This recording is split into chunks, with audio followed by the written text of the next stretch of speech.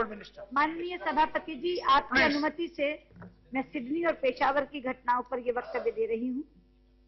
माननीय सभापति महोदय, आतंकवाद ने 15 दिसंबर 2014 को एक बार फिर अपना खौफनाक चेहरा दिखाया, जब हथियारों से लैस एक व्यक्ति ने सिडनी, ऑस्ट्रेलिया में 17 लोगों को बंधक बना दिया।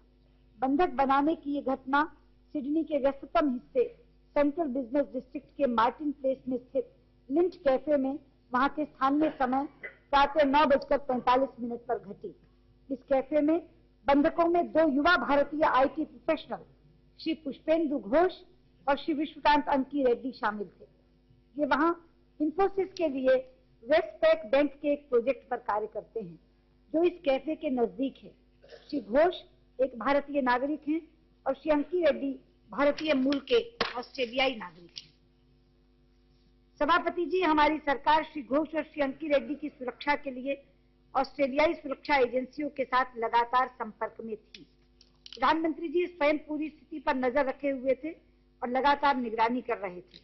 हमने समय रहते ऑस्ट्रेलियाई एजेंसियों को महत्वपूर्ण सूचना उपलब्ध करवाई, जिससे उनकी पहचान हो सकी और उनकी सुरक्षा पर नजर बनाए रखी जा सकी। मैंने स्वयं दिन में 2 बार श्री अंकी रेड्डी की पत्नी से बात की और उन्हें हमारी सरकार की ओर से उनके पति की सुरक्षा के प्रति आश्वस्त किया। हम ऑस्ट्रेलिया और भारत में स्थित इंफोसिस के कार्यालयों के भी लगातार संपर्क में बने रहे।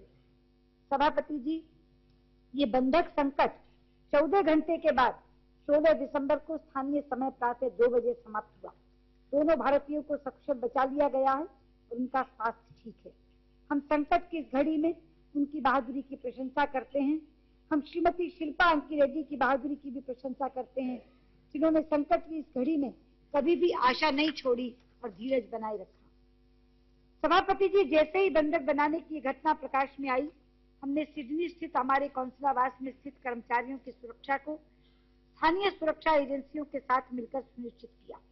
हमारा कौंसलावास इस घटना स्थल से मात्र 350 मीटर की दूरी पर स्थित है।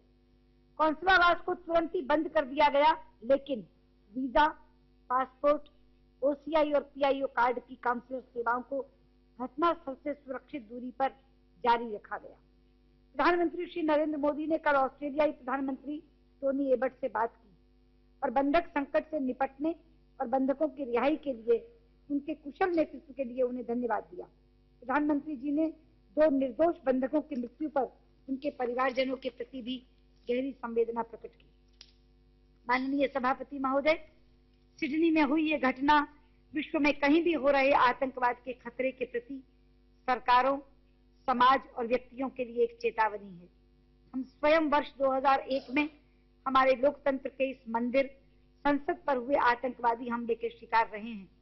हमारी सरकार सभी प्रकार के आतंकवाद से लड़ने के प्रति दृढ़ प्रतिज्ञ है, जिससे हम शांतिपूर्ण और समरस समाज में रहते हुए उन्नति कर सके।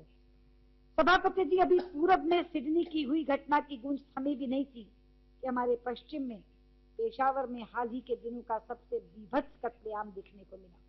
इस अपराध का विकराल स्वरूप इस कायराना कत्लेआम से पता चलता है, जिसमें कल 132 मासूम स्कूली बच्चों और 9 अन्य लोगों की निर्दयता के साथ हत्या कर दी गई।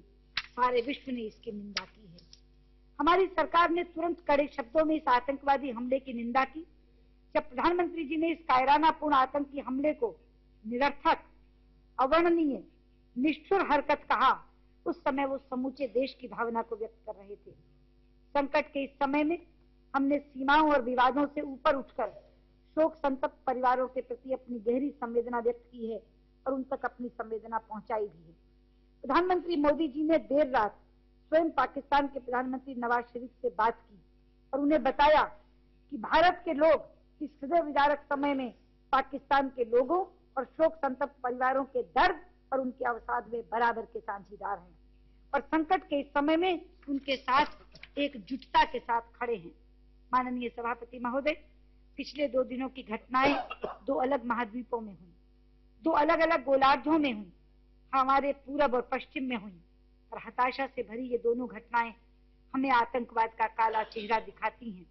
इन दोनों घटनाओं को मिलाकर देखा जाए तो ये मानवता में विश्वास रखने वाले सभी लोगों के लिए एक पुकार है कि वो मिलकर आतंकवाद का समूल नाश करें, भारत इस विश्वव्यापी मुहिम में अपनी भूमिका अदा करने के लिए सदा तैयार है।